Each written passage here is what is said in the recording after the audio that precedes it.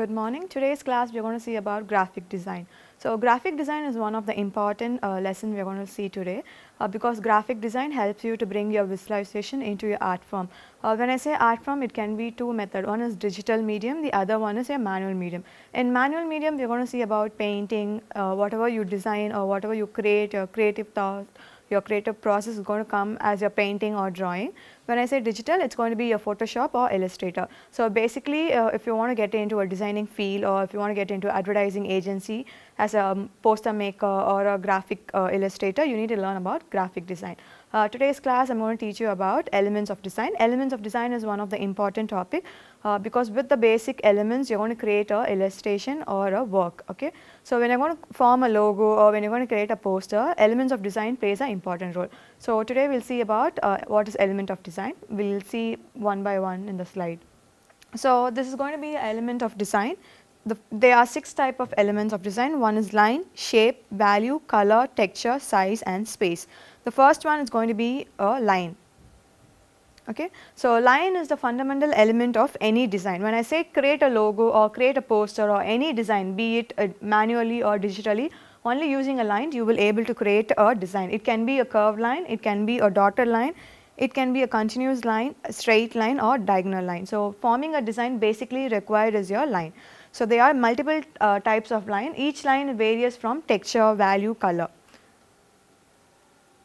The next one is a shape. Okay. So as you all know what is a shape, we have learned it in a schooling level, but when we see it in the higher level, shapes plays a important role. Okay. There are 2 types of shapes. One is 2-dimensional shape and the other one is 3-dimensional shape. 2-dimensional shapes are nothing, it's just the height and the length, whereas a 3-dimensional shape you have width, breadth and height.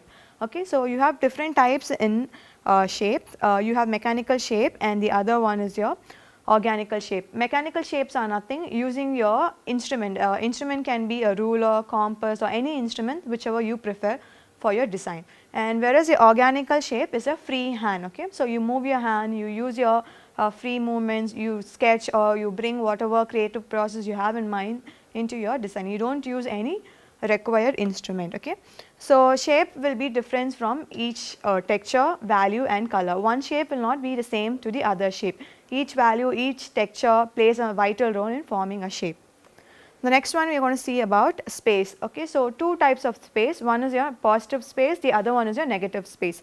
So positive space are nothing where you fill in with your image or typography, whereas your negative space are empty image. Okay. So when you look at the image over here, positive space are nothing where the pyramid, inverted pyramid is known as a positive space, whereas your negative space, the empty image, okay, between the 2 human figure you have an empty image in the center, that would known as your negative space. So always you need to have a positive space rather than your negative space. The next one is your form. Form and shape are similar except there is one minor difference, whereas in a shape you have 2 dimension as well as 3 dimension. In form you have only 3 dimension, which means height, width and depth. Okay. So even over here in forms you have 2 types of forms, one is going to be a mechanical form, the other one is going to be a organical form. Mechanical forms are nothing where you use your instrument as we saw it in the shape, whereas your organic forms are freehand, that will also be similar to your shape. The next one is your color. Colors plays a vital role. Okay. So be it kids or adult or a teenager or elderly people, color plays a vital role. Color is going to be one of the major facts which are going to attract the audience. So you need to be very careful when you are going to choose a color.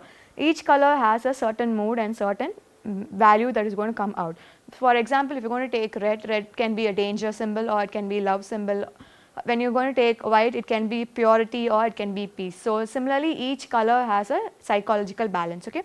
So today color theory is going to be about primary color and secondary color. Primary color are nothing RGB, red, yellow and green, whereas a secondary color, any color mixed with your primary color, that will be a secondary color.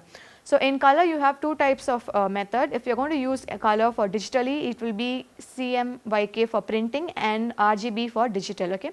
When you are going to print anything, okay, it can be a newspaper or magazine, you will have it in a CMYK format. When you are going to come up with a digital format, it can be a RGB format.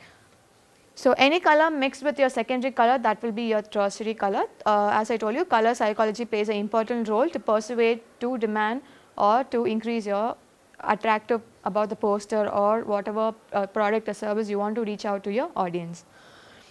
The next one is going to be a texture. Texture is nothing, the surface you touch and feel. Okay, texture can be anything. Texture can be a wall, texture can be a sand, texture can be a mud, texture can be a water. So anything you touch and feel is known as a texture.